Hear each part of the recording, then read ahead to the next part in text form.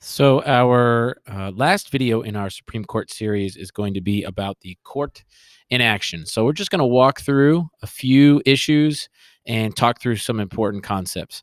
First thing I want to mention is that the court doesn't hear a lot of cases. They hear between 70 and 90 cases a year, and this is out of hundreds or even thousands that are appealed to them. Most appeals are denied by the Supreme Court.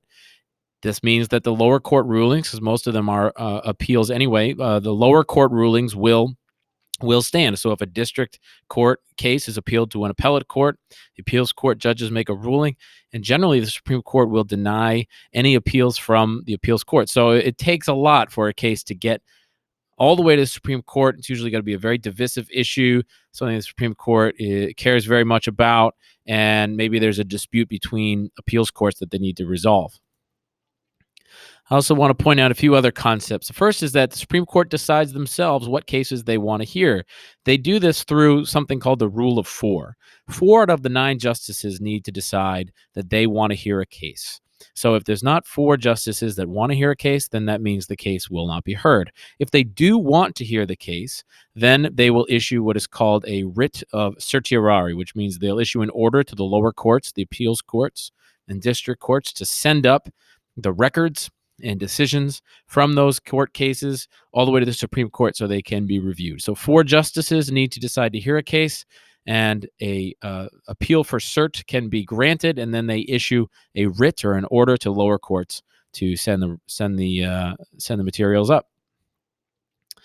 Also, we've already talked about this, but a brief is a legal argument that the people involved in the case on either side will write and submit to the Supreme Court. This is the example of what a title page of a brief looks like. But there are also what are called amicus briefs, which are friend of the court briefs. Anyone can write a brief, or any group, an interest group, or even the United States government itself, for example, the executive branch. If they have a legal opinion on a case and they want to submit a brief for the court to consider, then they can do that. And that's called an amicus brief. So high-profile cases often get a lot of amici involved in amicus briefs written. And then, of course, oral arguments are a part of the process of a Supreme Court case. They are where a lawyer from either side will basically present to the panel of 9 judges. And one can expect in oral arguments this really to be a back and forth. The lawyers often don't get more than 30 seconds or a minute into their legal arguments before they get interrupted by a judge who wants to ask a question, and really is a back and forth. And these are recorded. You can find them online. You can listen to them. They're very interesting. And they usually last about an hour, but in higher profile cases, the court can actually extend that. The court will issue opinions, and you typically have multiple opinions on cases unless it is a unanimous decision. So you get a majority opinion that is written by one of the justices, and they will divvy up these responsibilities depending on the issues or particular interests of judges. So someone who votes in the majority will write in a majority opinion. You can have concurring opinions where if someone voted in the majority, but they maybe had a somewhat different legal interpretation, or they want to have a different perspective, they can write a concurring opinion that maybe shows a little bit of a different legal interpretation.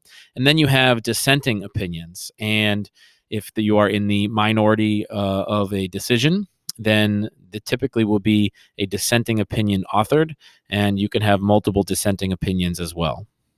These are very important. They provide a legal roadmap for how the Supreme Court made their decision.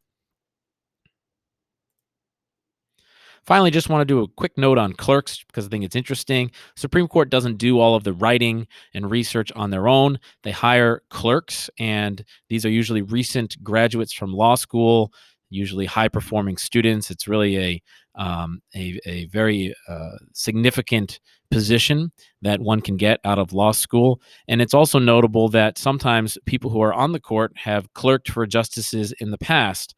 And I believe Neil Gorsuch was a clerk on the Supreme Court. I think it was under Anthony Kennedy.